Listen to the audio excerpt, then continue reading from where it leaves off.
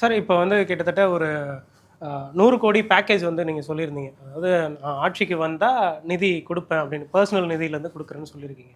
So இப்போ நீங்க கூட்டணிக்கு போனீங்கன்னா, அந்த மாதிரியான ஒரு நிதிய நீங்க செலவு பண்ண, அந்த கூட்டணி கட்சிகள் வந்து விடுவாங்கன்னு நினைக்கிறீங்களா?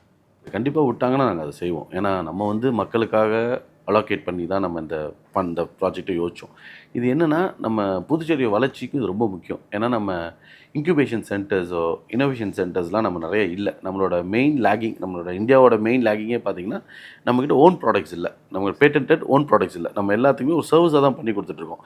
நம்ம சர்வீஸ ஸ்டாப் பண்ணிட்டு எப்போ நம்மளுக்குன்னு ஓன் சில ஐடி ப்ராடக்ட்ஸோ, மொபைல் அப்ளிகேஷன்ஸோ, இன்றைக்கி எப்படி மைக்ரோசாஃப்ட் ஆல்டர்னேட்டிவாக ஜோஹோன்னு வந்துட்டு இருக்க மாதிரி, நம்ம வந்து நிறைய ப்ராடக்ட்ஸை க்ரியேட் பண்ணணும். அது மட்டும் not only technology, not only இது, வேறு ஈவன் ஏஐயா இருக்கட்டும், எல்லாத்தையுமே தொழில்நுட்பம் எல்லாத்துலேயுமே நம்ம முன்னோடியாக வரணும்னா, நம்ம இனோவேஷனுக்கு அந்த வழிவகுத்து கொடுக்கணும். நம்ம இன்றைக்கி வந்து செம்பரியாடு கூட்டம் மாதிரி நம்ம யாரோ ஒருத்தவங்க பண்ணுறத நம்ம ஃபாலோ பண்ணிகிட்டே போகிறோம். அதை சம்பாதிக்கிற முதலாளிகள் வேறு, இன்டர்நேஷ்னல் கம்பெனிஸ் தான் அதை சம்பாதிக்கிறாங்க தவிர நம்ம இந்திய தேசத்துக்கான கம்பெனி சம்பாதிக்க முடியதில்லை.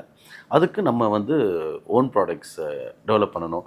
நம்ம விமென்லாம் வந்து லேடீஸ்லாம் வந்து அவங்க செய்யக்கூடிய பொருட்கள், தயாரிக்கக்கூடிய பொருட்கள்லாம் வந்து உலகம் ஃபுல்லாக விற்பனைக்கு போகணும். அதெல்லாம் காமர்ஸ் அந்த மாதிரிலாம் நாங்கள் இதுக்கெல்லாம் சப்போர்ட் பண்ணுறதுக்காக தான் இந்த இன்குபேஷன் சென்டர் மாதிரி நாங்கள் பிளான் பண்ணியிருக்கோம். நாட் ஒன்லி ஃபார் உமன், எல்லா தரமான மக்களுக்கும் நாங்கள் வந்து யங்ஸ்டர்ஸு, ஆண்டர்ப்ரினியர்ஸ் எல்லாத்துக்குமே ஒரு ஒரு அவென்யூ மாதிரி தான் நாங்கள் இதை இடத்த கிரியேட் பண்ணலான்னு இருக்கோம்.